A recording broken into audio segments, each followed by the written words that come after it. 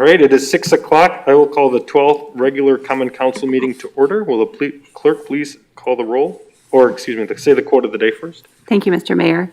The best preparation for tomorrow is doing your best today. Will the clerk please state the roll? Alderperson Ackley? Here. Alderperson Bourne? Here.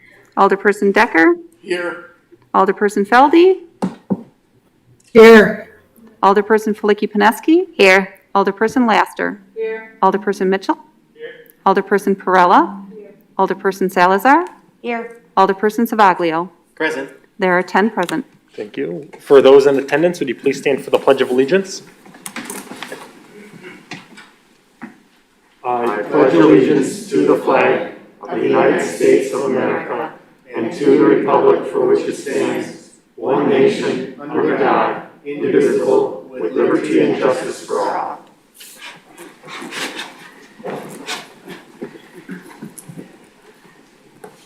All right, first item is to approve the minutes from our previous meeting. Alderperson Felicki-Pineski. I move to approve the minutes from September 7th. Second. I second. There's been a motion in multiple seconds. All those in favor of approving the minutes, please state aye. Aye. Anyone opposed? Aye. Minutes are approved. 4.1, Board of Water Commissioners election. Alderperson Felicki-Pineski. I move that nominations be received from the floor, voting to be done by open ballot, and if two or more candidates are nominated, the candidate with the lowest number of votes be dropped from the list and balloting to continue until one candidate receives a majority. Is there a second?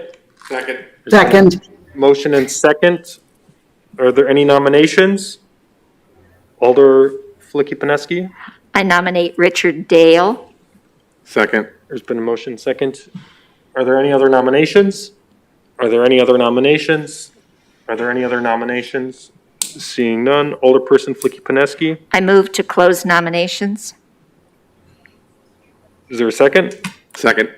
There's been a motion and second to close nominations. All those in favor of closing nominations, please state aye. Aye. Aye. Anyone opposed? Aye. Nominations are closed. Alderperson Felicki-Pineski. I move that the city clerk be instructed to cast a unanimous ballot for Richard Dale as the representative on the Board of Water Commissioners. Second. There's been a motion second. All those, any other discussion? Seeing none, all those in favor, please state aye. Aye. Aye. Anyone opposed? Congratulations, Mr. Dale. Thank you. Thank you. Tough election. All right, 1.5 mayoral appointments, city attorney. There is one such appointment. The mayor appoints submits the following appointment for your consideration: Natasha Torrey to the Senior Activity Center Commission for a term to begin April 20, 2021 and expiring April 15, 2024. And that lays over. 1.6, confirmation of mayor's appointments. Alderperson Felicki-Pineski. I move to confirm Dave Aldag to the Architectural Review Board. Second. There's been a motion second. Any discussion? This is a roll call vote. Please refer to your board docs.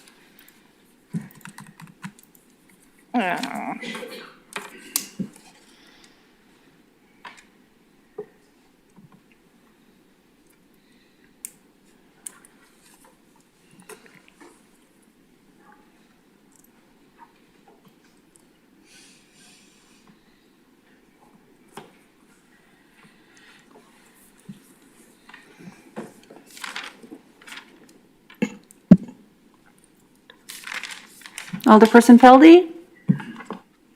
I vote aye. Thank you. 10 ayes. That's approved. All right, next is public forum, city clerk. There is one person this morning, or this afternoon, Peter Reisdorfer. Peter? Yes, there's no one this evening. All right, we'll move along then. Next, we'll do 1.8 for mayor's announcements.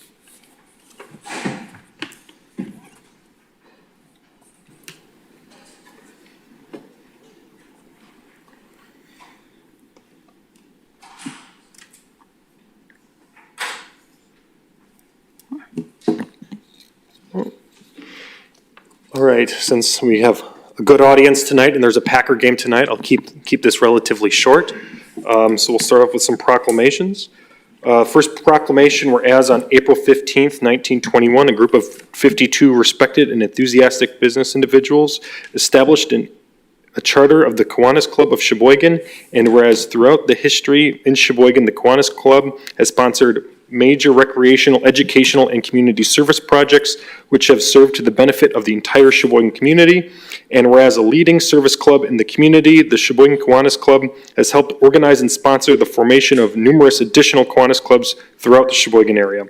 And whereas the motto of the Kiwanis Club is changing the world one child and community at a time, and has been exhibited over the years in projects beginning with the establishment of Kiwanis Park, the original the Boys Club in Sheboygan, and the SASD House Construction Project, the Islander, and recently the bridge at Bookworm Gardens, continuing with providing iPads to children on the autism spectrum and the Wild Center fundraising concerts. And now I, therefore, Ryan Sorensen, by the virtue of authority vested in me as the mayor of the city of Sheboygan, do hereby congratulate the Kiwanis Club on their 100th anniversary. And we have some representatives from the Kiwanis Club here.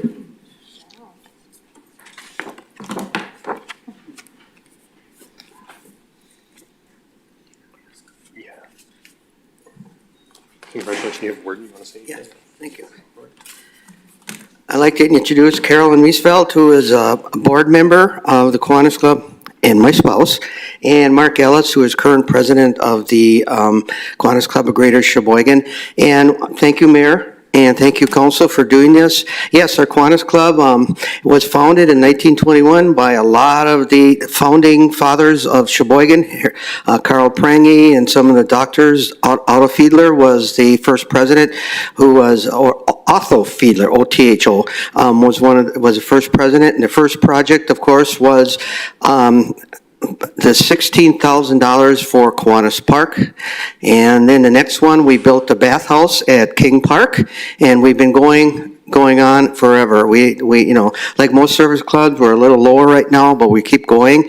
8 clubs in the county were founded off of our clubs. So thank you very much, and you're going to see more of us.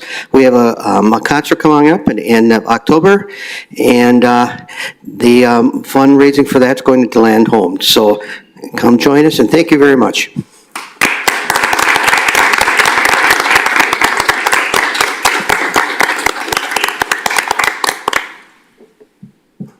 Thank you, Leslie. Appreciate it. Thanks. Thank you. All right, next proclamation. Alzheimer's disease is a brain disorder that is the ultimate theft of memory, independence, and control, and ultimately life. Whereas in 2021, more than 6 million Americans and 120 Wisconsinites over the age of 65 are living with Alzheimer's disease. Alzheimer's disease has cost the United States about $355 billion, as well as $777 million in Medicaid costs. This is going to be an exciting time for our community, and the spotlight will be on us. So I think that we all should be excited and proud about this week's event. So just want to congratulate and thank everybody for their hard work on this and making this a successful event. Thank you.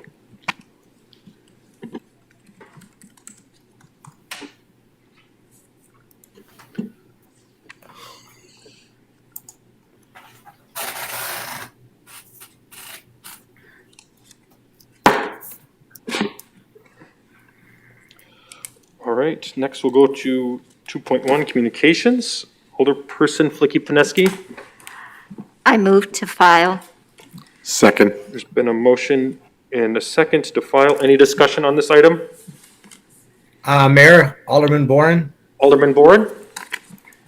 Thank you. As long as we're on this topic, would you like to move forward document number 7.1 also? It's on the same topic. Since this is a separate item in a different part of the agenda, we'll talk about the communication specifically first. All right. Well, I had the communication. The reason I brought this forward is I was contacted by my constituent, Peter Reichelsdorfer, and Peter lives at 1421 Castle Avenue. And he called me about a complaint that he filed with the city regarding a city tree limb falling on his vehicle while it was parked out in front of his house during a storm on August 6th. If the council members would want to go to the photos that Peter sent in, the first one shows the tree limb on his car. The second one shows the damage to his vehicle, and the third one shows the tree at a distance. And I don't know if the Finance and Personnel Committee was privy to this when they went over the claim, but the photo of the tree clearly shows that the tree is diseased and dying. And in fact, the tree was on was set to be removed. It was on the Public Works list of trees to be removed. It wasn't in the most urgent category. It was in the least category. However, the tree was determined to be diseased and was set for removal. And I'm not an expert on the health of trees, but to me, it would be obvious that if the top of the tree is dead, the nutrients to feed that must be blocked, and even the limb that fell on the car must have not been in the best condition, even though there were some leaves on it. Peter's estimate was for $1,300 to make him whole with the damage to his car, and I understand that, and I usually don't come forward on these because of the fact that I don't want to cause I don't want the city taxpayers to pay unnecessarily for damages or claims that are not maybe justified. But in this one, and it's not just because he's my constituent. I just think that the city is splitting hairs on this. The tree was condemned, and as a matter of fact, Peter told me that 6 days after the incident, the city was over to cut down the tree. And also, when I talked to him this morning, he said the city was there actually to take out the stump.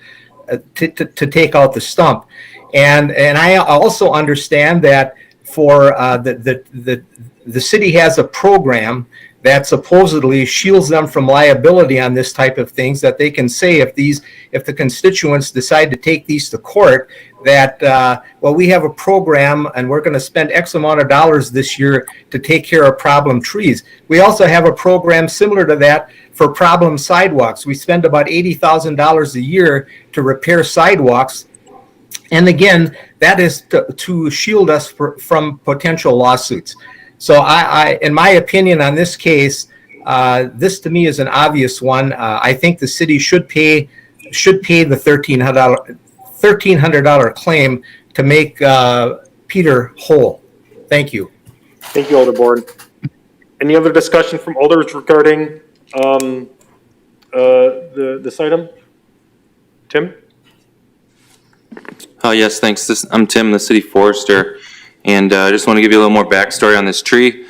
On June 30th of 2020, I reported to this address because I had a concern over the tree blocking the sidewalk, the stop sign. That one photo showed it kind of well, where the tree stem is close to the stop sign. So that was June 30th of 2020. Now, 6 days after that, we trimmed the tree so you could see the stop sign better. That was back in 2020. Now, on August 6th of 2021, this year, July 6th, I happened to be driving by. I wasn't reporting to that tree for a site inspection or anything, but I happened to be in the area and I noticed that the tree, that one limb was dead. Oh, let me back up. So a year before, in 2020, that limb was still alive when I inspected that tree, that dead limb. So the tree was still healthy at that point. So now fast forward a year, I just happen to be driving by and I see that limb is dead. So I placed the tree on the removal list, but on the low priority removal list, because it being a linden tree, there's quite frequently a lot of these trees in the city, and these limbs they still have strength to support themselves. They don't need to be immediately removed. So a month after it was on the removal list, this branch fell off, and as you can see in that one photo, the branch is healthy. It has full leaves, and it did not fall from that dead stem. That was the reason why the tree was being removed. It fell from a healthy limb. And the tree wasn't diseased. I know we've been talking about diseased or sickness. What's happening is there's some insects that that bore onto these trees and eat them, and it girdled that one stem. That's why it was dead. But the other stems of the tree were still healthy. So this branch fell from a healthy limb on this tree, and it happened in a windstorm. And the same night, we had about a dozen or so other limbs fall throughout the city. And I don't see this one, in my opinion, the city wasn't negligent on taking care of this tree in a proper fashion. It was a unpredictable storm wind event that caused a healthy branch to fall from a tree. So that was just my input on this situation. Thanks. Thanks, Tim. Any discussion from alders on this one? Just to make another, just a little more on that, Mayor, if I could. I'm going to It's my understanding. Jim, I'm going to jump in, and we're getting beyond the item on the agenda. The item is just simply whether to file. The claim has already been denied. So further discussion, the discussion here based on the agenda should be whether to file the communication. Thank you. Any other discussion on? Am I allowed to make a new motion? Would that supersede the motion on the floor? Well, the motion currently on the floor is to file, so we'd have to vote on that one first unless you're making an amendment. But I don't believe you can make amendments on motions to file. Not on a motion to file. Yeah, so I guess your answer is no, Jim, unless this motion fails, but. All right, seeing no more discussion, this is a roll call vote, so please refer to your board docs.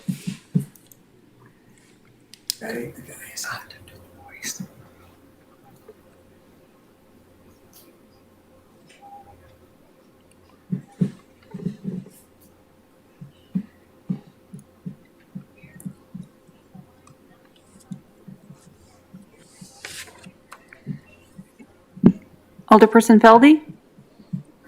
I vote aye. 9 ayes, 1 no. All right, that motion is filed. All right, next we'll go into a hearing. Alderperson Flicky-Paneski. I move to open the hearing for, do I have to read the whole thing? Yeah. Yes. All right, yep. I'll second. I move to open the hearing pursuant to a notice published in the personal notices sent by the city clerk. There is a hearing scheduled to amend the city's future land use map of Sheboygan Comprehensive Plan to change the land use classification of property located at 418 Geely Avenue, parcel 5928100485, and parcel number 5928100480 from Class Institutional and Community Facilities to Class 2 Family Residential Classification. Is there a second? Second. There's been a motion second. Second. All those in favor of opening the hearing, please state aye. Aye. Aye. Anyone opposed? All right, the hearing is open. Okay, one abstention, noted. All right, so we have a few individuals here tonight, so this is kind of how it's going to run. So you'll have an opportunity to come up to the microphone. Please state your name and address, and we just respectfully ask that you keep your statements to 4 to 5 minutes.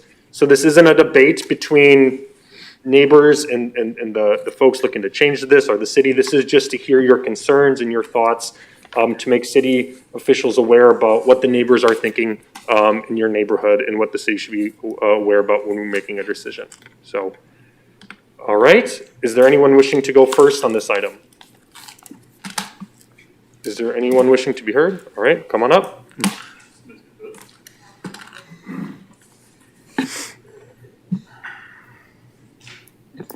Then just state your name and address. Yep. Ladies and gentlemen, my name is Mike Sprangers. My family and I live at 2216 North 4th Street, and we are one of 3 single-family residences on the block currently containing Sheboygan Christian Elementary. My home is located directly adjacent to the school's playground, and my backyard meets the school's fence line along a row of classrooms. I can actually see into the school from my kitchen window. I bring this up because my family and I could be closely impacted by the proposed planning. One of my biggest concerns is the transition to a 24/7 care center and its impact on a residential neighborhood. The neighborhood is quite accommodated to the usual hustle and bustle of the standard school days, meaning morning drop-off, afternoon pickup, and the sounds of elementary-aged children playing at their recess times during the day. However, we also know that for the majority of the school year and during the summer, we can expect a calm, quiet neighborhood in the evenings. A list of concerns that have come to mind is, how will noise and other disturbances be monitored? What is the plan to regulate pickup and drop-off to try to reduce the amount of busy time? Will there be specific pickup and drop-off entrances used? Where will parking be for the facility? Will it be on the street, parking lot, etc.? The ratio of children per adult. Will it be maintainable for adults to watch over children during scheduled playtime outside? How does a residential neighborhood seclude the organization with its own noise, for example, bonfires, parties, other activities that any homeowner would hold within their property lines during a normal day? Going back a step, are there times that will be regulated for outside play, and how will it be regulated? How is this location appropriate for the facility's families that are working unique hours or shifts? This is an exclusively residential area in the northeast corner of Sheboygan, far away from any industry. If this is rezoned for multifamily housing, what does that mean for after A Million Dreams and the future? So again, I question, how can a 24/7 facility seamlessly blend into a residential neighborhood? A Million Dreams is interested in serving the community as a whole, but how will they serve and integrate into the immediate community and the space they will be occupying? Thank you for your time. Mike, could you just spell your last name for me? Sprangers, S-P-R-A-N-G-E-R-S. Got it. Thank you. Thank you. Thank you. Who wants to go next? Anyone else wishing to be heard?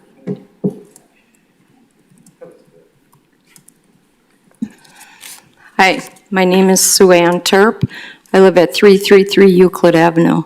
So I am on the opposite corner of where the facility is right now.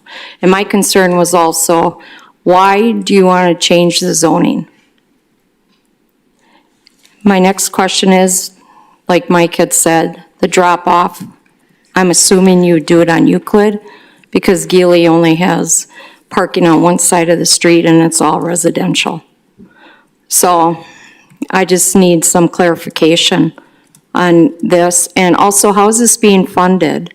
And also, if this is a residential area, why would we have a daycare center there for 24-hour service when there are no, somebody had stated, and I don't know if the lady came to my door and talked to my husband, but she said it would help improve our neighborhood.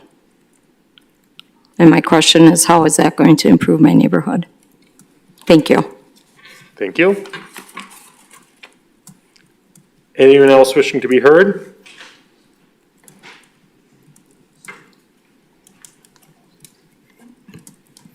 Hello, good evening. My name is Bradley Terp, T-O-E-R-P-E. I live at 2015 North 5th Street. I live a block and a half away from this proposed development. My biggest concern is, number one, location. It's already been stated a few times already here, but there are no manufacturing facilities anywhere near this property. There are no real businesses anywhere near this property. I don't understand why a non-central location would be used as a way that would benefit the community as a whole. Not only is the problem a 24/7 operation, there's nothing in this neighborhood within at least 8 blocks that has any of that designation. Our closest business on the corner of 10th and Geely is a Citgo station, which is not a 24-hour gas station as well. That has hours from 5 a.m. till midnight. So we're thoroughly confused as a community and as the neighborhood why this was even brought up or why it has even been proposed, because it does not fit inside the scope and the plan of the local neighborhood. So why would we move forward in that form and function? Again, a 24-hour, 7-day-a-week facility also brings it with it 24/7 problems. Some of them being traffic, some of them being even snow removal. Obviously, the city deals with schools with snow removal this is not an area of the town that has top billing as far as priority. Many things that would be detrimental to the rest of the housing and to the neighborhoods, homes as well. My biggest concern as well is dealing with the policing of the grounds.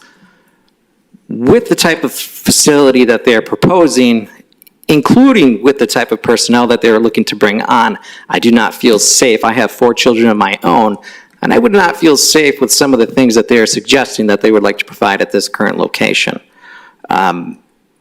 I believe that some of these things, yes, I understand the help and need for mental services for families and things like that, but those need to be carried out by a proper medically trained medical facility that is able to do that in this day and age.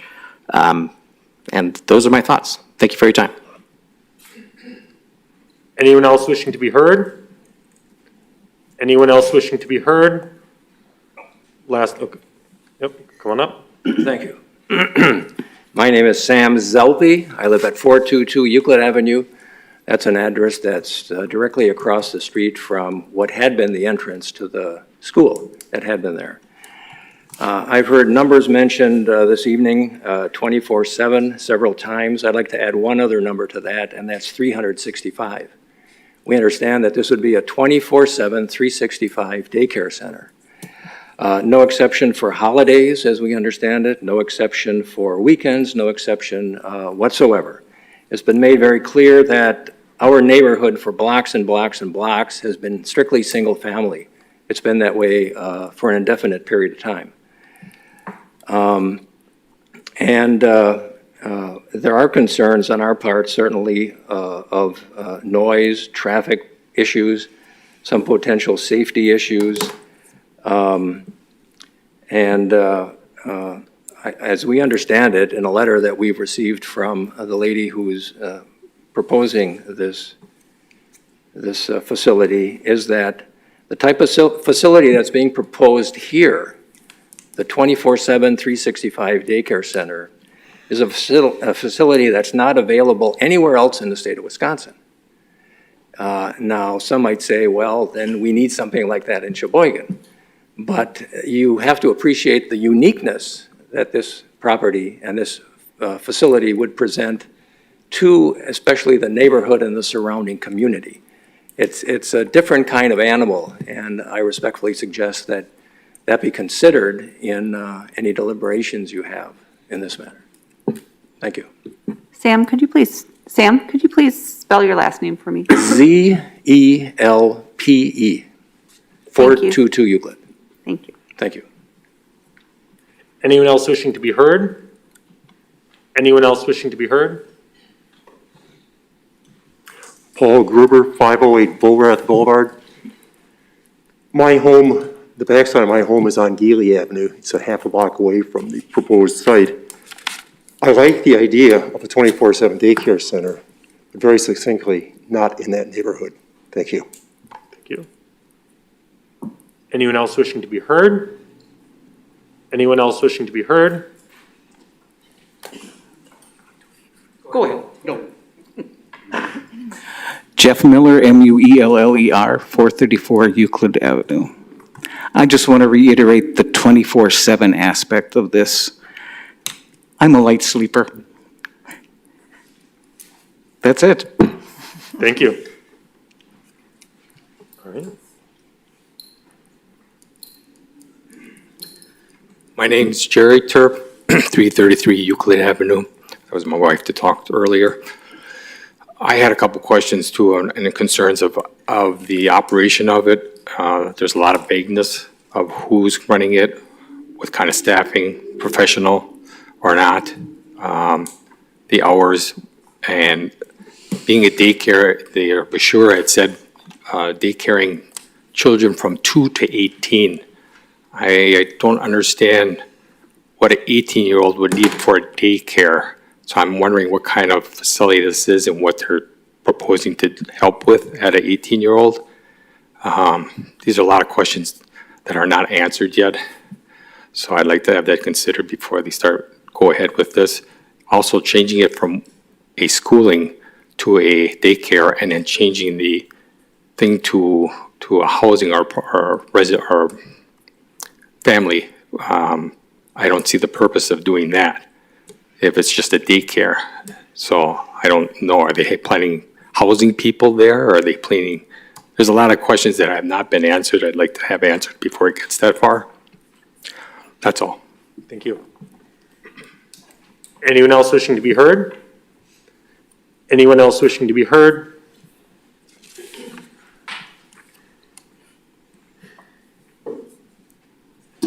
Hi, I'm Angel Berry, 639 North 25th Street.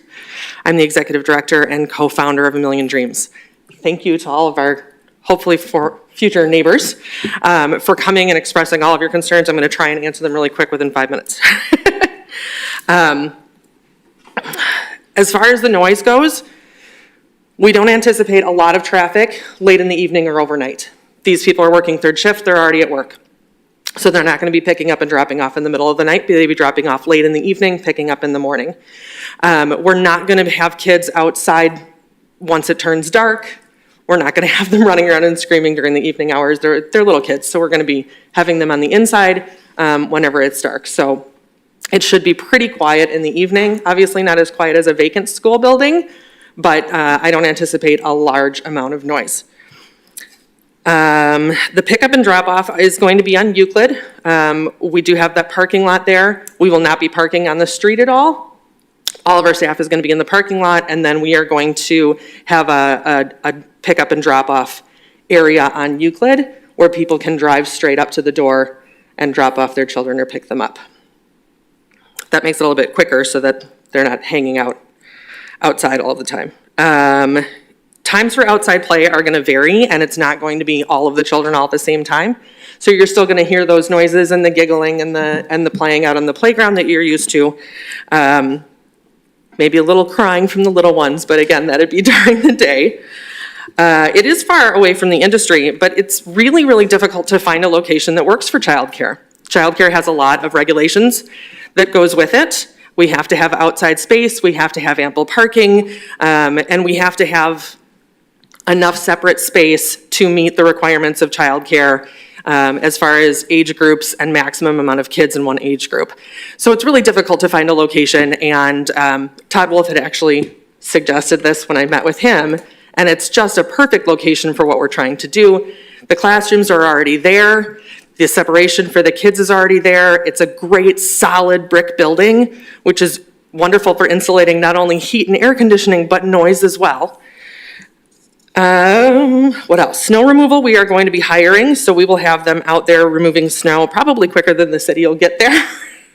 But we are going to have that taken care of all the way on the sidewalks and the entire parking lot. As far as funding, that's the community. We are a nonprofit, so we are still raising funds.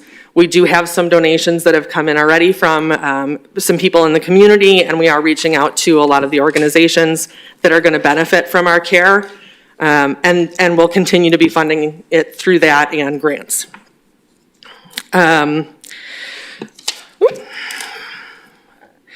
As far as the safety, we and the staffing, childcare requires educated staff. It's kind of a misnomer in the early childhood education field that we're babysitters. And if you ask anybody who works in this field, they don't like to be known as a babysitter. These people are educated, they're well-trained, and they get into this field because they really care about the kids. There's not a lot of money in it, so it's very important that you want to be in this field. The ratio is appropriate for age. For infants up to 2 years old, it is 4 children per 1 adult. So we're not talking about one adult watching 37 kids. That's never going to happen because it's just not legal. We will be following all of the regulations that are set down by the Department of Children and Families at the state level. We will be participating in the Young Star program, which is how Wisconsin rates its child care facilities, and making sure that we are striving to have excellent quality child care available. Right now, there's not enough child care in Sheboygan County, not by far. Currently, there are 270 children sitting on wait lists. That doesn't include my wait list with another 50 kids. 200 of them are under 30 months old. This is something that's really, really needed, and we've been working as an organization to bring this to Sheboygan for 3 years. I personally have been planning this in some form or another since I was 12. And we are going to do our utmost to make sure that not only the community and the families and the manufacturing, but our neighbors are happy to have us here too. So I invite you all to continue to follow us on our website. That's going to be updated next week once we close on the building. And I did drop off information. It's available on the web. Please call me if you have any concerns. Moving forward, additional questions I can answer, or if anything comes up once we're there. Thank you. Thank you. Anyone else wishing to be heard? Anyone else wishing to be heard? Last call. Anyone else wishing to be heard? Seeing none. Alderperson Flicky-Pineski. I move to close the hearing. Second. There's been a motion second to close the hearing. All those in favor of closing the hearing, please state aye. Aye. Aye. Anyone opposed? Aye. Any abstentions? One abstention noted. That hearing is closed. All right, 3.2, hearing number 9-21-22, Alderperson Flicky-Pineski. I move to open the hearing pursuant to a notice published in the personal notices sent by the city clerk for amending the city's official zoning map to change the land use classification of property located at 418 Geely Avenue, parcel 5928100485, and parcel 5928100480 from class suburban residential to class mixed residential classification. Second. There's been a motion second to open up the hearing. All those in favor of opening up the hearing, please state aye. Aye. Aye. Aye. Anyone opposed? Abstention? Noted. All right. Anyone else wishing to be heard?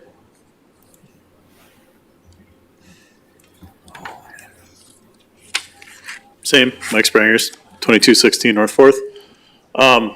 Just as an extension of the previous conversation and the previous item, my concerns is that if this turns into becoming zoned for multifamily housing, that opens the door for removing the exclusivity that we have of all single-family homes and the property values that we've all acquired due to single-family homes in our neighborhood. I think it'd be much more suited to keep this area zoned for single-family, if it's going to be rezoned for single-family homes, that way the community can collect the tax dollars on that. Anyone else wishing to be heard?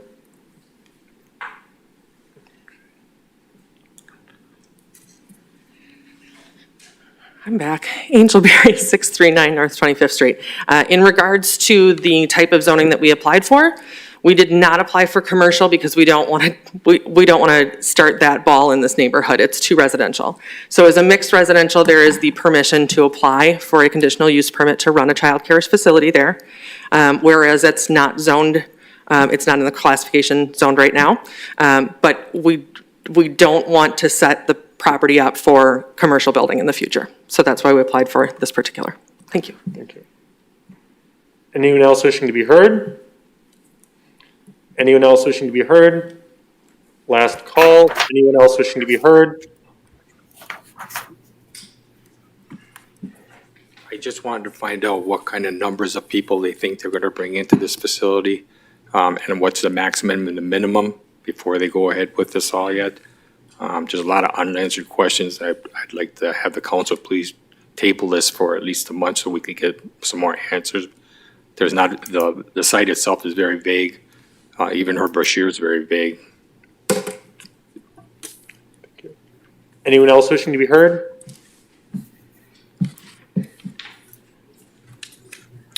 Bradley Terp, T-O-E-R-P-E, 2015 North 5th Street. I also am asking the council to please table this decision in regards to there's not enough information for us. It doesn't sound like there's enough information for my neighbors. I am confused as to the statement of childcare being needed in the city, but yet we have the Salvation Army closing their own childcare over by the Burger King location over by Erie Avenue. So I'm having a real difficulty understanding the ways and the means. She said that we're going to be using the Young Star rating. Obviously, she said it herself. That does not bring high-quality, high-paying jobs to this location. I understand that we need a mix of them throughout the city and throughout the county. Yes, this is true. But what this is entailing, I'm an educator myself. I work for the Sheboygan Area School District. I am a teacher. I teach middle school math all day, every day. And we have organizations out there that are currently helping these young families with their young children. Boys and Girls Club is a big one. Obviously, the Salvation Army was also in it as well. So there are other places that can match what the community is looking for. Once again, we are all in utter shock as to why this location is. Where it is. Hey, Barb, can you mute?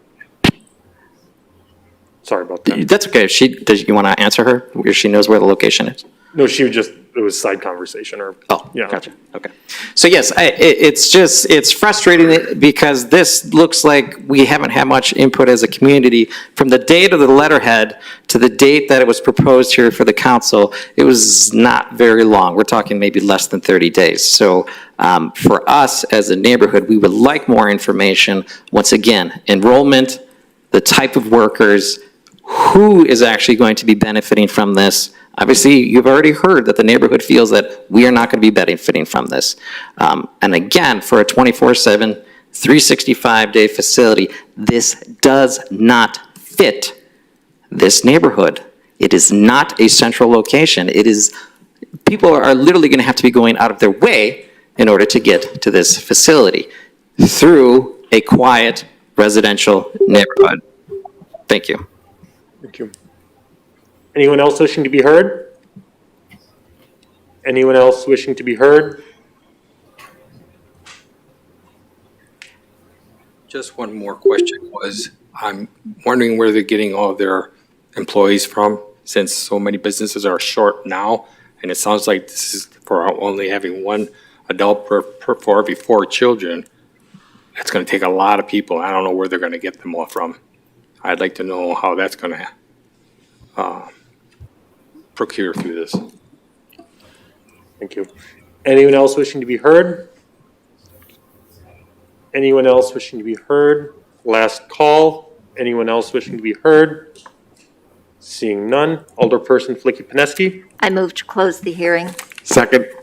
There's been a motion second to close the hearing. All those in favor, please state aye. Aye. Aye. Anyone opposed? Abstentions? One abstention. Abstention noted. All right, we'll move on to the consent agenda, items 4.1 through 4.10. Alderperson Flicky-Pineski. I move to receive and file all ROs, receive all RCs, and adopt all resolutions and ordinances. Second. There's been a motion and second. Any discussion? I would further like to note the item 4.9 All right, go for it. needs to be pulled from the agenda. Do I need to make a motion? City Attorney, So when you're pulling something from the consent agenda, there can be a request to do it, and then you can ask if there's an objection, just as you would with suspending the rules. is there any objection to pulling 4.9? Seeing no objection, please proceed. Okay. That's right. Now she can make a motion on 4.9.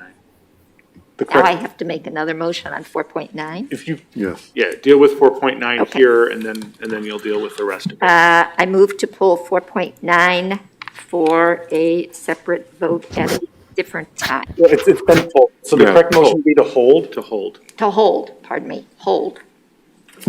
Second. So there's been a motion and second to hold till the next meeting. Any discussion on holding this item? Mayor Alderman Bourne, I didn't understand what Alderperson Pineski said was the reason for holding it. The proper paperwork was not affixed to the document, so the document has to be held until the paperwork can catch up to the document. Thank you. Okay. Any other discussion? Seeing none, all those in favor of holding 4.9 till our next meeting, please state aye. Aye. Aye. Anyone opposed? All right, that item is held to our next meeting. Back to the main motion on the consent agenda. Any other discussion on any items on the consent agenda? Seeing none, this is a roll call vote. Please refer to your board docs.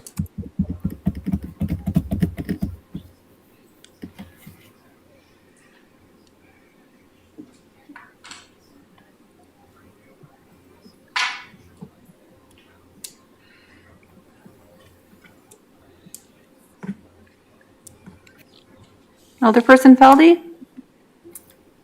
I vote aye.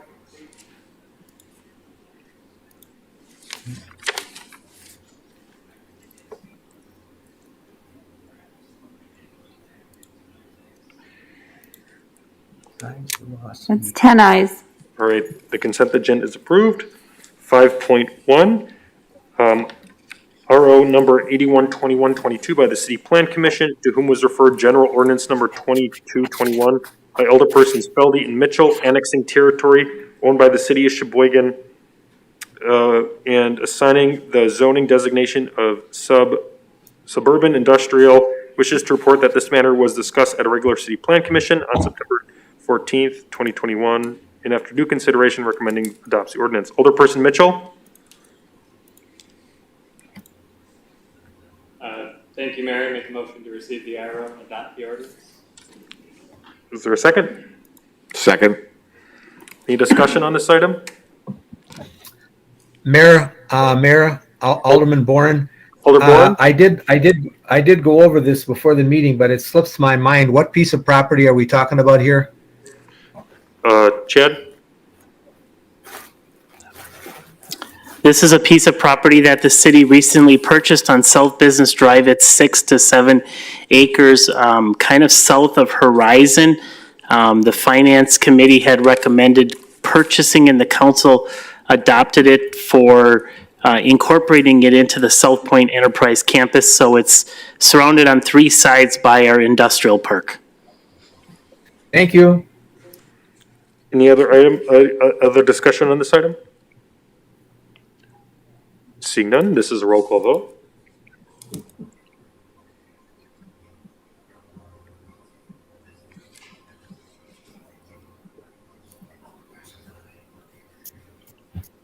Alderperson Feldy? I vote aye.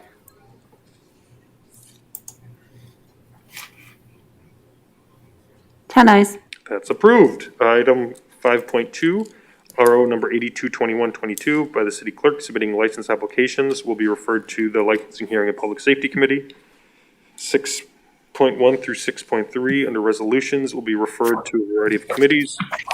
Reports of committees. 7.1, RC number 1052122 by the Finance and Personnel Committee, to whom was referred RO number 662122 by the city clerk, submitting a claim for alleged damages to a vehicle by a tree branch, recommends filing the claim. Alderperson Mitchell. Thank you, Mayor. I make a motion to receive the RC and file the claim. Second. There's been a motion second. Any discussion on this item?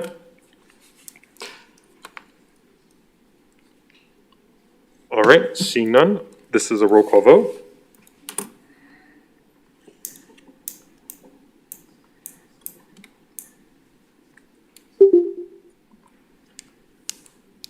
Alderperson Feldy?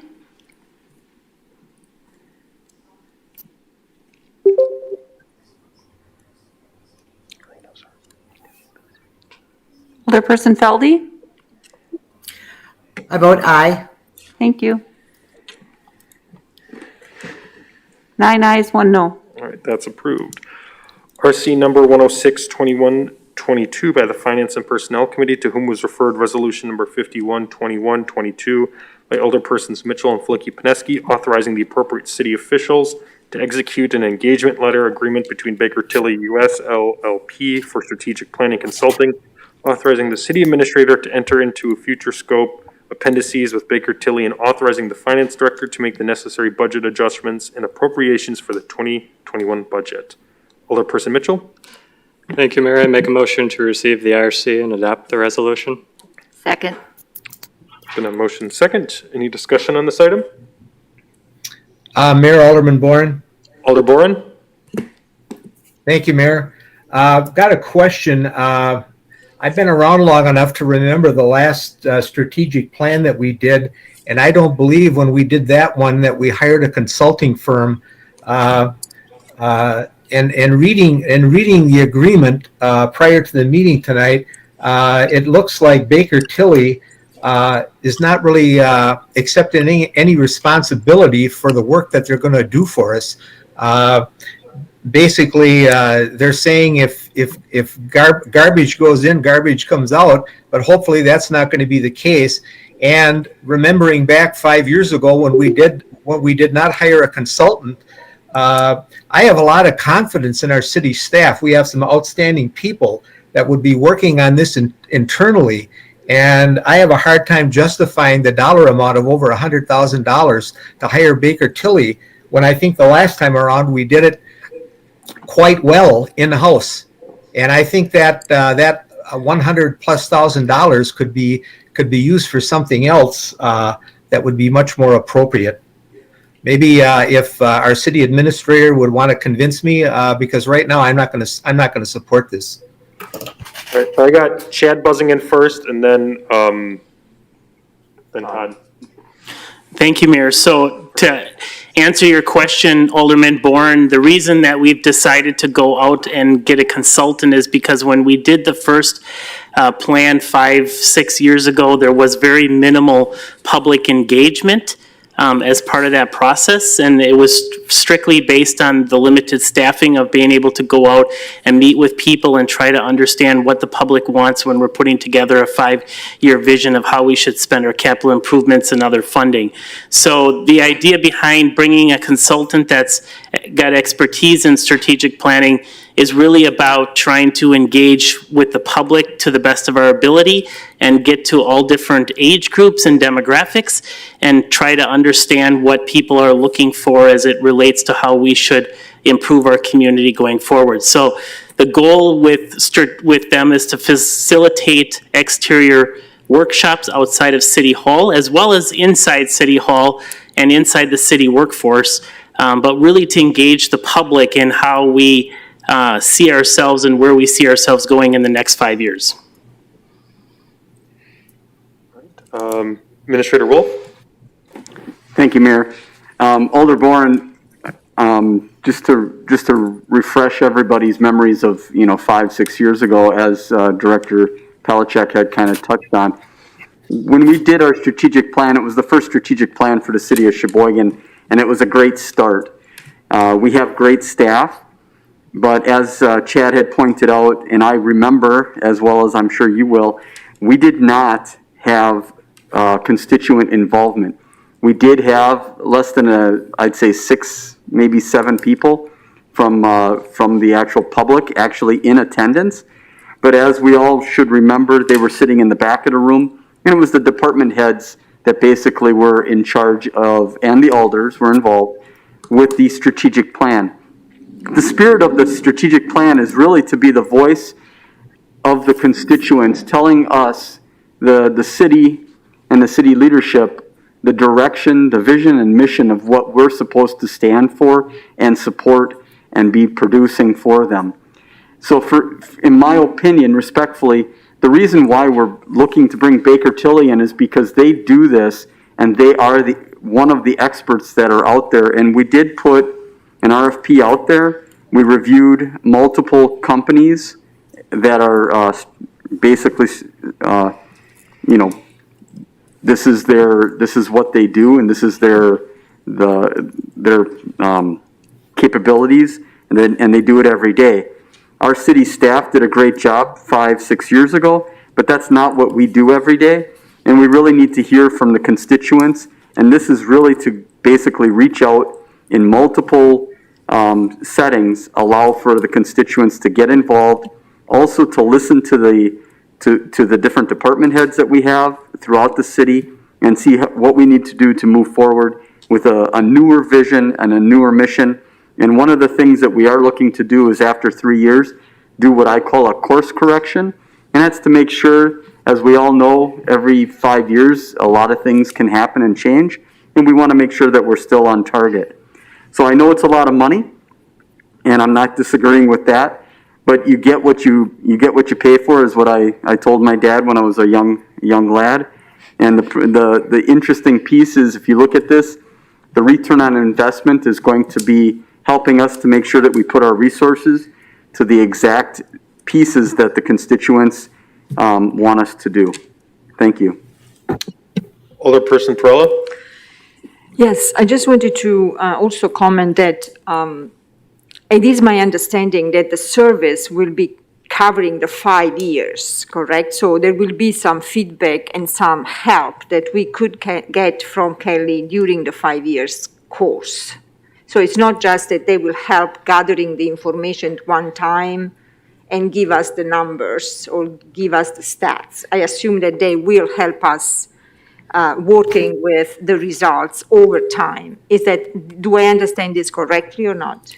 That is correct. They will be there to help us. They're going to help us develop a dashboard to track those success and provide input. The other thing is there's other departments that are looking at contracting them for other financial services, so they'll be involved with what we're doing anyway. So there'll be overlap with that process as well. And as a brief follow-up, if I may, Mayor. Go for it. Will the city staff be able to learn from this experience? That is my hope, and the reason I supported from the beginning is that this would be a one-time service which the city staff will also be able to use as a learning experience for future years and future addressing the strategic plans for the city.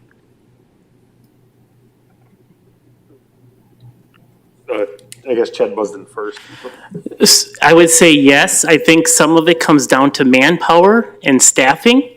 So they have the expertise to be able to get to more people, I think, than we do, and we don't have the staff time to dedicate to it. So we're hoping that we can develop a framework that in future years, yes, we don't need to hire somebody to do the whole process. But it really comes down to Alderman Bourne's comments. We worked a long time on the first plan to get it to where it is, and there's 3 staff people in the Department of City Development. So I think this is to bring a little bit more expertise in and help us through that process, just like we hired a consultant to help us with the affordable housing study. Thank you. Alderperson Flicky-Pineski? I was wondering, the price tag was a little breathtaking. I was wondering if it was within range of the scope of service vis-a-vis the other consultants, or was this an outlier? Administrator Wolf? And thank you, Mayor. It was comparable. Part of the discussions that we had with the groups when we were looking at this program, really the reason why the scope and the cost is a little bit higher is the fact that we're making sure that we're having multiple sessions with, whether it's neighborhood associations or, having citizen input at like the library and things like that. It's multiple opportunities for the constituents to come forward and talk with us. And we're trying to collect as much data from outside, and that's something that was really lacking on our first strategic plan. Any additional questions from alders on this item? Mayor, this is Alderman Boren. Alderman Boren, go for it. Thank you. I guess I also have some difficulties with some of the money the city's been spending on studies in the last couple of years. We had a study done in the fire department, and that some of those recommendations that study found, I think that was over $40,000. Those are collecting dust. We recently had the CLA report, and this body, I guess 2 or 3 months ago, requested the city administrator and our HR director to come forward to the Finance and Personnel Committee and comment on the pros and cons of doing the audits that were talked about in that CLA report. And to my knowledge, that we have not had that discussion on whether those audits should go forward. So I'm reluctant, not only because of the price tag, but also I hope that the history isn't the same as we spend money on these consultants to do studies, and we don't end up following through. And as I said before, I was part of the last strategic plan, and I have a lot of confidence in a very talented staff that we have with our city employees. And at this point, I can't see fit supporting this when, as part of our budget for 2022, and talking to Administrator Wolf last week on some preliminary budget, that we're going to have to come up with $750,000 to fund these salary and benefit increases, the 2%, for our talented and dedicated staff of city employees. So we're faced with a lot of big dollar items, and I think this is one that I don't think we should be spending right now, and I'm not going to support it. Thank you. Additional comments from alders? Any additional comments? Seeing none, this is a roll call vote.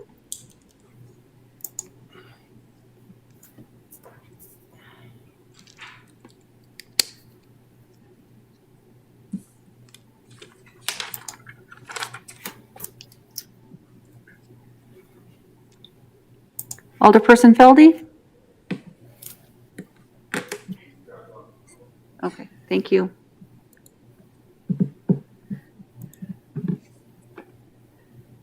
Eight ayes, 1 no. All right, that's approved. 7.3, RC number 107-2122 by the Finance and Personnel Committee, to whom was referred resolution number 52-2122 by Alderpersons Mitchell and Flicky-Pineski, authorizing entering into a development agreement with the Water's Edge Development of Sheboygan LLC, and the Watershed Development LLC recommends adopting the resolutions and adopting the new termination agreement and the amended development agreement, with the contingency that no signature should be fixed to the document until all terms of the termination are met. Alderperson Mitchell. Thank you, Mayor. I move to adopt the substitute resolution with the new termination agreement and the amended development agreement, with the contingency that no signatures should be fixed to the document until all terms of the termination agreement are met. There's been a motion second. Discussion. Director Pelchak. Thank you, Mayor. So this is the Water's Edge hotel that would be built off of North 15th Street behind Delmas Decor on the Sheboygan River. Sorry. Under this agreement, we would be providing $150,000 of TIF incentive towards that project to cover some environmental issues. The terms on the condition, the termination agreement, basically the original agreement that came in had the termination language built into the agreement, and the parties on the other side, the developer requested that they be a separate agreement, so that's why the termination agreement stands by itself. As part of that termination agreement, it's terminating the first the first developer's agreement that was for the two-phase condominium project at that location. There was a settlement in that contract that the developer would pay the city out $40,000. That payment has been made, so after council adoption, we should be able to move forward and execute both documents. Thank you. Any discussion? Alderperson Flicky-Pineski? No, Okay. thank you. Additional comments from alders? Seeing none, this is a roll call vote.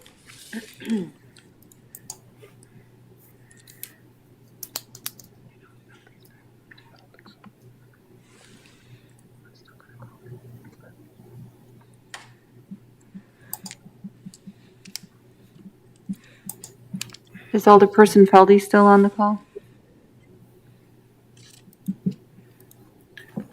I don't see her on my screen, Madam City Clerk.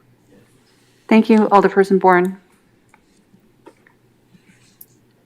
9 ayes. That's approved. 7.4, RC number 108-2122 by the Public Works, to whom was referred resolution number 53-2122 by alderpersons Decker and Perella, authorizing the appropriate city officials to execute a lease agreement between the city of Sheboygan and the Elwood H. May Environmental Park Association of Sheboygan County and the Sheboygan County YMCA. Alderperson Decker. Thank you, Mayor. I make a motion to adopt the resolution with the amended contract. Second. There's been a motion and second. Any discussion on this item? Seeing none, this is a roll call vote.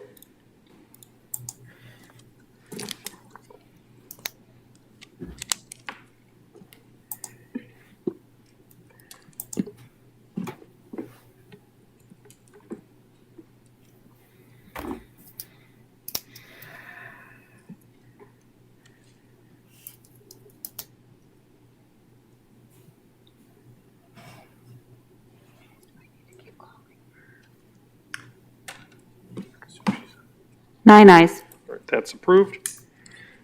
All right, 7.5, RC number 109-2122 by the Finance and Personnel Committee, to whom was referred direct referral resolution number 58-2122 by alderpersons Mitchell and Flicky-Pineski, authorizing the purchase agent to issue a purchase order to ANJ Commercial for the purchase of one diesel-powered paratransit bus for Shoreline Metro. Alderperson Mitchell. Thank you, Mayor. I move to receive the RC and adopt the resolution. Second. There's been a motion second. Any discussion on this item? Seeing none, this is a roll call vote.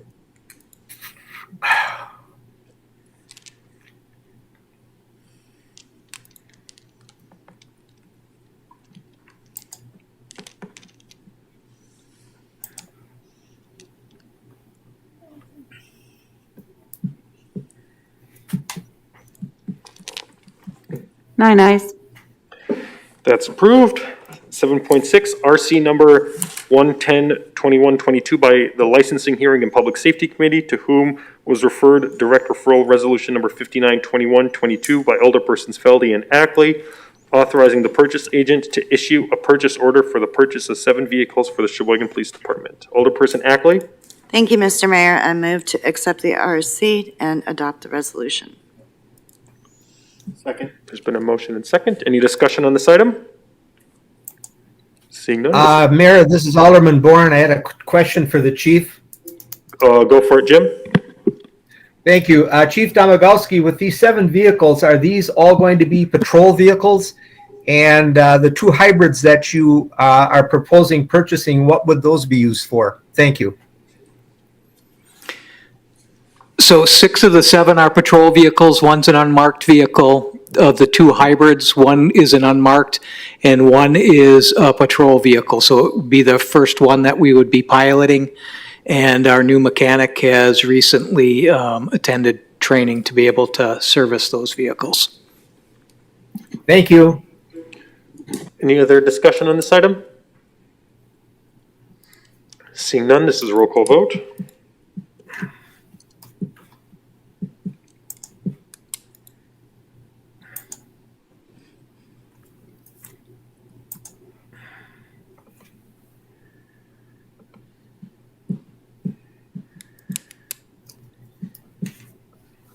Nine ayes.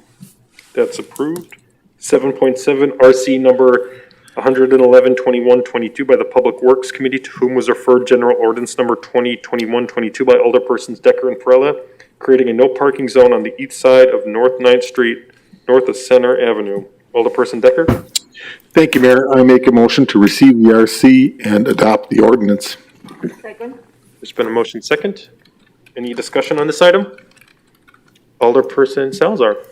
Yeah, thank you, Mayor. I just wanted to sort of explain a little bit of the parking. In our council meeting, or in our committee meeting, we were shared with us that, so the issue of putting the no parking there was so that people could see the sign, the city sign that's out in front. And so we had suggested back in the committee of looking at least fitting at least one vehicle there. And I think we should do that. They shared with us it was about safety and sort of vehicles coming in. But we actually were able to show them several other businesses and locations that have smaller space and can get their garbage trucks out or their signs covered. And so I'm going to vote against this, but I just wanted to sort of share with the alders of sort of the information here so everyone kind of gets an understanding. Thank you. Alderperson Savalio? Thank you, Mr. Mayor. I'd like to echo the comments that were just made. When I look at where people should be able to park in the city, it should be anywhere they please as long as it's not getting in the way of somebody else. The Public Works Department presented this to us where it looks like 2 tight spaces could fit there.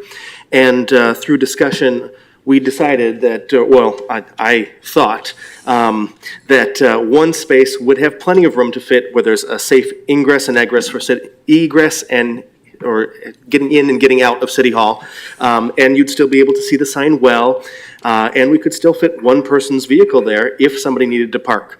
Another thing that's been mentioned is that there's no need for people to park there. There's plenty of open parking spaces. And I don't think that even matters here. If someone could park there, they should be able to park there. We should not be putting extra restrictions on where you can park in the city for no reason at all, other than we just want it to look nice. Thank you for hearing me out, and I will be voting against this. Thank you, Alderperson Savalio. City Engineer Ryan Sasmo? Yeah, the main request from DPW was for the safety reasons, for people entering and exiting the parking lot on the north side of City Hall.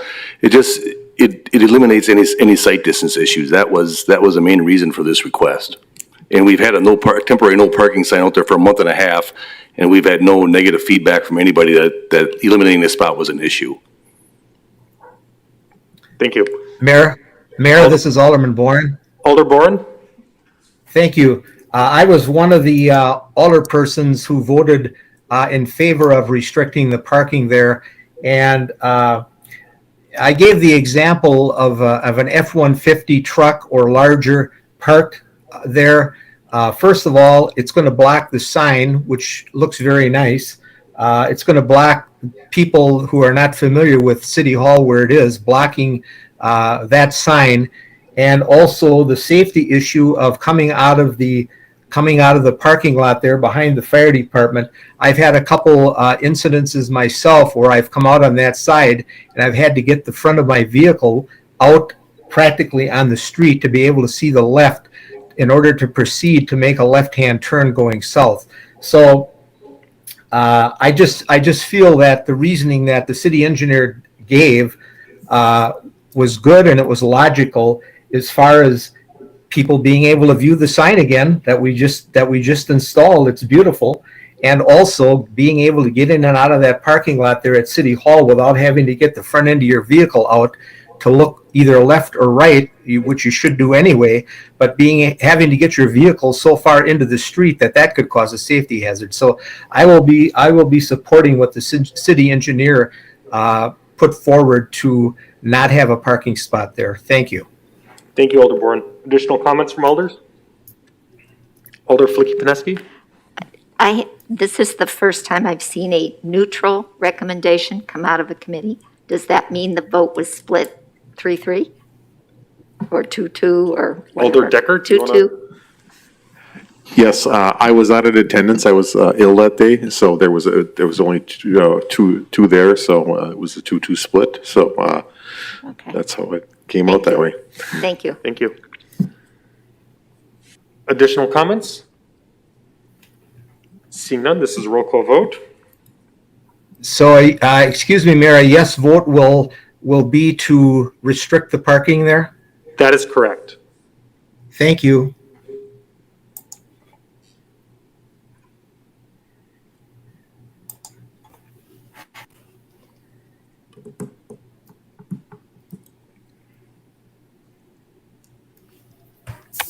Five ayes, 4 noes. That motion is approved. All right. 8.1 will be referred to the Public Works Committee. Matters laid over. RO number 762122 by the City Plan Commission, to whom was referred General Ordinance number 182122 by Alderperson Flicky-Pineski, amending the city's future land use map for the City of Sheboygan's comprehensive plan to change the land use classification for property located at 4 18 Dealey Avenue from institutional and community facilities to two-family residential classifications, wishing to report that this matter was discussed at a regular city plan commission on August 24th, and after due consideration recommends adopting the ordinance. Alderperson Flicky Peneski. I move to receive the RO and adopt the ordinance. There's been a motion. Is there a second? Second. No, I cannot. There's been a motion and a second by Alderperson Perrella. All right, any discussion on this item? Alderperson Flicky Peneski. After hearing the public hearing this evening, and those were my constituents, thank you for coming, I would rather this be held to give, it was clear to me that there was not enough information given by the child care center. And you have to appreciate, in a former life, I was a child care worker for not very much salary, actually. But I see the need. I think it can be accommodated. I think that there has been a lack of information. And I don't know what you've tried or what you've done, but I would consider that we should have a neighborhood meeting and answer all the questions. And my presumption, after years of being on the redevelopment authority, if a project meets with some pushback, the project tends to become stronger as you can work through all of the issues. And I'm very empathetic to my constituents who are very concerned about some of the things that may or may not happen. And I will vote this down so that we can come back at a later date, if that's the appropriate thing to do. City Attorney, is that appropriate, or should I move to hold? Well, you've got a couple of options. You can hold it. If you hold the document, you need to do something in between before it comes back to this council. You can refer it back to the City Plan Commission for them to review. One of the issues here with that option would be that the Plan Commission is really looking at the land use map and at the zoning ordinance, and not so much at the conditional use permit, which is where a lot of these issues that were raised by the neighborhood that would really be dealt with. And then the last thing you could do would be to vote against adopting the ordinance, which would simply end it. All three of those are potentially options. All three of them are options with positives and negatives to them, and it's really your policy decision as to which is best. Okay, here, I'll put that in plain English. I don't want to kill it. I just want to postpone it. If you just want to postpone it without sending it back to the Plan Commission, then the proper motion would be to hold, and it may be useful, not required, to indicate to when you're holding it. Okay, so there's a motion on the floor, and there was a second. I can withdraw my motion if my seconder will withdraw. You may. You can withhold your motion since you made the motion, and then there's not a motion that has actually been seconded. Perfect. I withhold my motion. All right, there's been a motion that has been withheld. Alderperson Flicky Peneski, you still have the floor. I would move to hold 9.1 and 9.2 for 30 days. Second.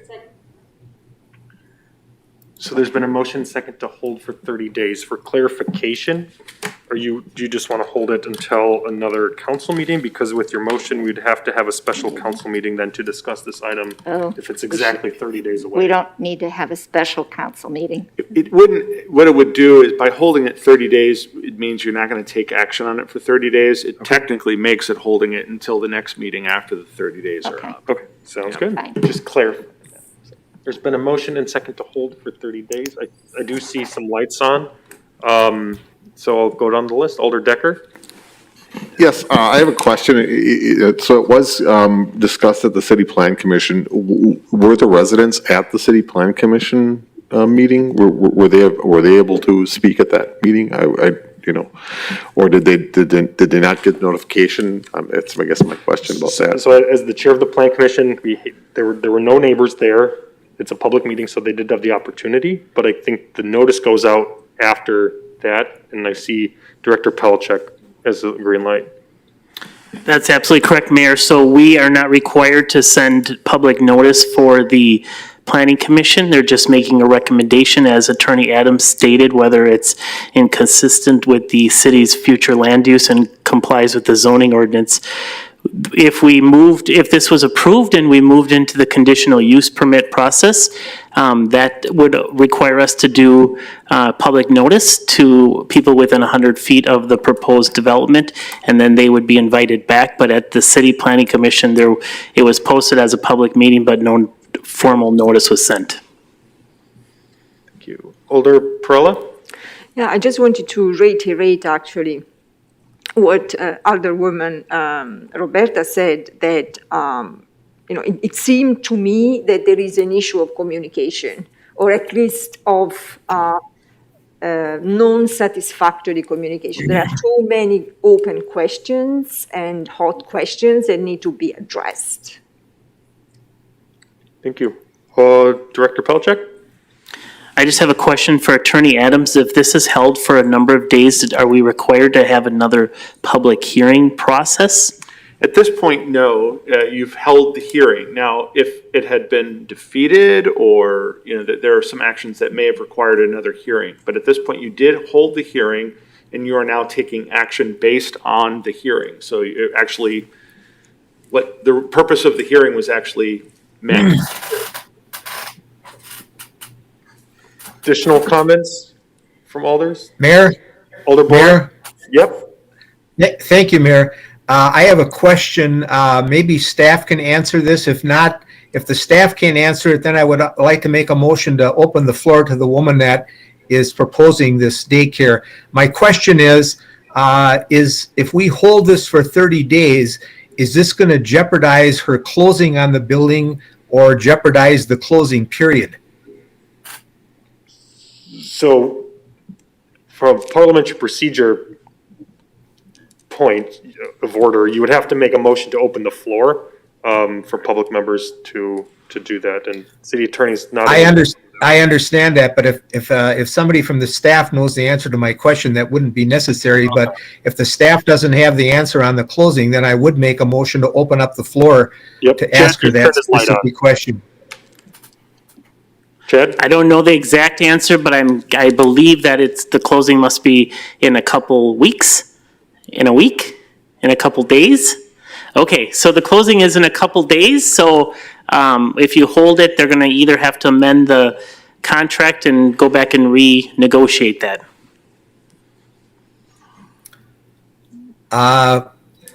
Could I open up the floor to the woman and ask her if the woman that's proposing this daycare, and ask her if that's going to be an undue hardship, or if she can give more information than Mr. Pelchek just gave us? So I'm making that motion to open up the floor to her. Okay. Alderperson Bourne has made a motion to open the floor for Angel Berry, the executive director of A Million Dreams, to the floor. There's been a second by Alderperson Prella. Any discussion from alders on this motion specifically about opening up the floor for this individual specifically? Seeing none, all those in favor, please state aye. Aye. Aye. Anyone opposed? Abstain. Okay, two abstentions? No, one abstain, one no. Okay, one abstention and one no. All right. Flicky Pineski was a no. Flicky Pineski was a no. All right, Jim, do you want to ask Angel Berry your question then specifically? Yes. When is going to be the closing on the property? And is this going to be an undue hardship, or do you think the person you're buying the building from will be understanding with the situation? Thank you. We're scheduled to close on Wednesday in 2 days. That's already been pushed back once. We do have everything kind of holding on the edge of a cliff. So fire suppression, plumbing, roof, everything is waiting until Wednesday. Yeah, there's a 3-month lead time on the insulation for the roof, which is like Swiss cheese right now. So by holding that off for a month, 2 months, we're talking about significant damage to the building that will continue over the winter, postponing the ability to do the roof even further, and that means childcare is pushed further and further out. Is this going to jeopardize your deal? It may. If we hold it for 30 days? Your It may. deal meaning the purchase of the building? It may. They may choose to walk away if we break the contract with closing. Thank you. Okay, is this a question for Ms. Berry? Okay, Alder Flicky-Potensky? I'm understanding that you have to come back for a conditional use permit. That's correct. So you are going to purchase the building without knowing whether or not you will get the conditional use permit to use it the way you choose to use it. So are you intending to purchase the building even if you can't have a daycare center in it? To be completely honest with you, myself and the board had no idea that there would be anybody in opposition until the other day when I walked around and knocked on doors and talked to neighbors. I didn't know that there was any issues that were coming up. So it didn't occur to us that the conditional use might not go through. And that was my concern, because the parties of the first part didn't talk to the parties of the second part. So that's a concern to me. And I really want you to have your daycare center because I think it's a very important thing to do. And I go back. If it doesn't kill the project, it will make it stronger. But I'm just concerned that you are presuming you will get the conditional use permit. I was. Today, I'm not. I'm not presuming anything anymore. Right. And I do have answers to all of the concerns and the questions. Right. I just didn't know that there would be some passionate people that wanted answers to those yet. I kind of kept this under wraps and didn't say anything to the public, waiting on the closing in case it had fallen through. Sure. We attempted to open on 29th and Superior, and I ended up looking like a liar. So I didn't want to do that again. I wanted to make sure that the building purchase would go through before announcing it to the public. I appreciate that. Thank you. Yeah. Attorney Adams? I think it's probably important to notice that there has been some change to the conditional use permit law at the state level that would make it's not an automatic that the conditional use permit would get approved, because there are certain items that that planning staff can insist upon. However, it is closer to an automatic once you pass the zoning and land use map changes than it would have been under the previous law. So you do have to consider the fact that you are at least taking a large step towards approving it if you were to approve it today. It doesn't mean that a conditional use permit is automatic, but basically what has to happen is they have to meet certain steps that are in the ordinance. We don't have the ability to impose things on top of what's already in the ordinance anymore, which that is a change that came down in the last few years. Thank you. Alder Mitchell, you had a green light on. Asked and answered. Okay, thank you. Additional comments from Ms. Berry while she's up here? All right, thank you. Thank you. Other items of discussion for alders in general on holding this for 30 days? Alder Laster? I just wanted to add, I understand your frustration. I ran a daycare center for 3.5 years. I understand NACI accreditation and the STAR review, but I also agree with Roberta that the community, the constituents, the neighbors were not given enough time. To hear the closing is in 2 days, I don't think that's fair to them, so I agree with holding. Alder Decker? I guess I echo Alder Laster's because that's pretty much what I was about to say. All right, any other discussion from alders on holding this? I was just going to mention, Mayor, that my only, I agree also that more information is needed, but I'm just afraid by voting to hold this that I wouldn't want to see her real estate deal jeopardized. And I guess, if we vote to hold it, that's going to be a risk. It may not go anywhere if the other party that's selling the building to her is not willing to go along with it. So that's why I'm reluctant to vote to hold, but I certainly can understand the concerns of the neighbors. Additional comments from alders? Flicky Pineski? Thank you, Mr. Mayor. A little personal anecdote.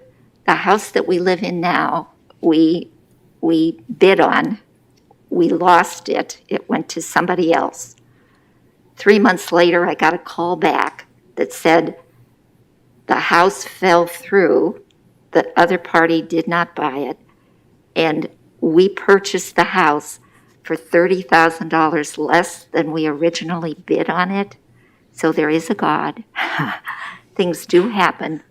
And I just feel really obligated to get the conversation going between parties of the first part and parties of the second. Additional comments from alders? Seeing none, this is a roll call vote. The motion on the floor is to hold items 9.1 and 9.2 for 30 days.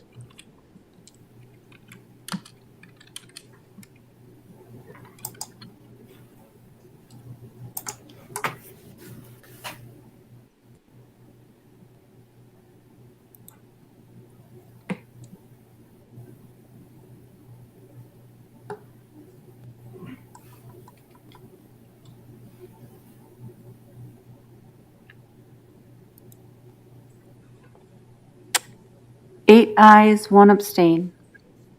All right, that is held for 30 days.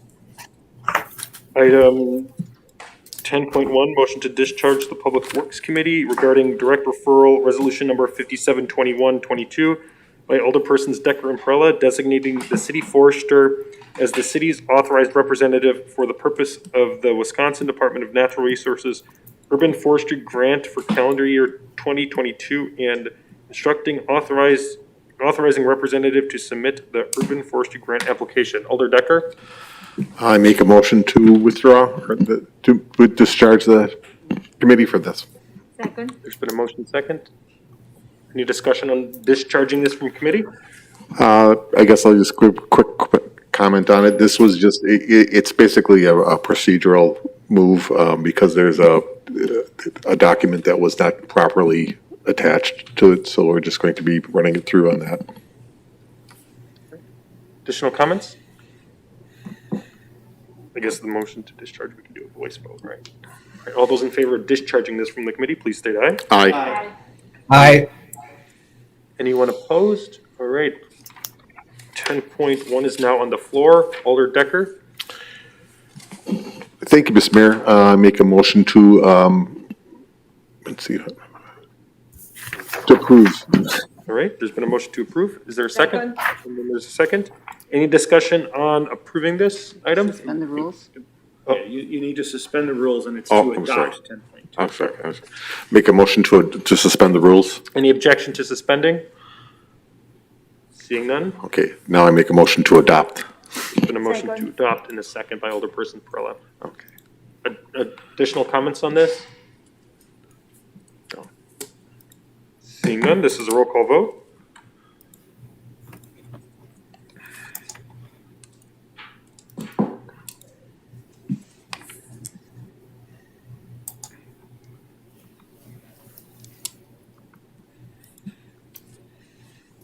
Nine ayes. That's approved. 10.2, direct referral resolution number 572122 by Alderpersons Decker, Perella, designating the city forester as the city's authorized representative for the purpose of the That's what you just That's what just, Oh, that I'm was it. sorry. 11.1, city attorney? 11.1 is a resolution by Alderpersons Mitchell and Felicki-Pineski adopting certain changes to the city's medical benefit plan and dental benefit plan effective for calendar year 2022 coverage and establishing the monthly premium equivalent rates effective for January 2022 coverage and thereafter. And that will be referred to the Finance and Personnel Committee. Next is a contemplated closed session. Alderperson Felicki-Pineski. I move that we move into closed session to convene under exemption provided by Section 19.851E of the Wisconsin statutes where competitive and bargaining sessions require a closed session related to a possible development opportunity in the South Point Enterprise Campus. Second. There's been a motion second. This is a roll call vote. Oops. You can just say In there, sorry.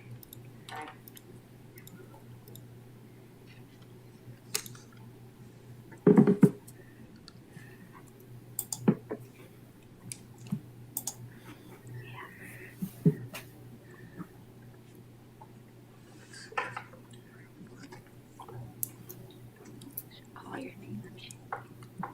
Mr. Salazar? Aye.